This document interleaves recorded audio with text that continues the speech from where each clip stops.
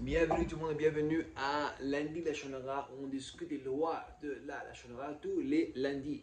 Alors aujourd'hui on a une situation où on se trouve que c'est très difficile de rester silencieux dans une compagnie de personnes qui parlent de la Shonara. On trouve quelqu'un par exemple ici dans une table assis à manger sur une table avec ses copains et tout d'un coup on commence à parler sur quelqu'un et ça va de pire en pire la situation et on commence à déchirer ce type. Et là tu es resté comme ça au milieu et t'es silence était silent et ce serait très inconfortable de lever pour partir. Quand même, tu serais interdit de dire la générale dans cette situation. Sur ça, on dit, c'est quoi la consolation de ce silence? Ben, c'est un très grand effort. Et le grand effort que tu exerces dans cette force de rester silent, aussi tu auras une grande mérite. Parce qu'on sait le plus grand, le plus effort que tu mets dans quelque chose, le plus de mérite tu vas écrire pour cet effort.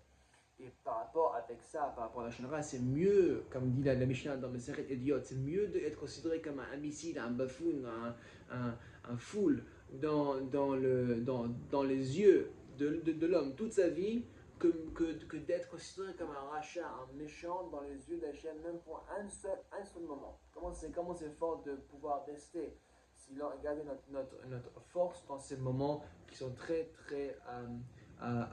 durs et très communs, si on peut dire. Ok. On sait que le interdit de dire la Shonara, c'est pas seulement avec la parole, mais aussi c'est aussi avec l'écriture. Soit c'est les lettres, soit c'est les textos, les WhatsApp, soit c'est même que quelqu'un écrit quelque chose sur un journal, soit quelqu'un d'autre sur Facebook, n'importe quoi que ce soit, ce serait tout considéré comme la Shonara. Et c'est pas mieux, c'est pas moins pire que si c'était par rapport à la parole. On a aussi un concept que c'est on voit il y a quelqu'un, il n'est pas tellement érudit dans la langue. Par exemple, des fois, moi je fais beaucoup de fautes en français. Alors, c'est quelqu'un qui te fait une lettre en français, par exemple. Si moi je t'écris une lettre en français et je fais pas de faute, et maintenant tu prends cette lettre et tu montres à tes copains, regarde qu'est-ce qu'il a fait celui-là.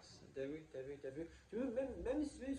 Si tu dis pas la chanra, tu fais une allusion, tu fais une implication que t'as vu celui-là, il sait pas qu'est-ce qu'il parle, il sait pas comment parler français.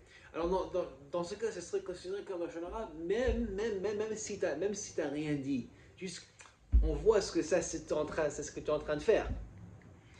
Ça c'est une façon que même pas sans parole, sans l'écriture, ce serait considéré comme si c'était la Shonara. Ok, on s'arrête aujourd'hui pour ça. Et ensuite, on recommence la semaine prochaine, l'année prochaine, à ça qu'on va au retour.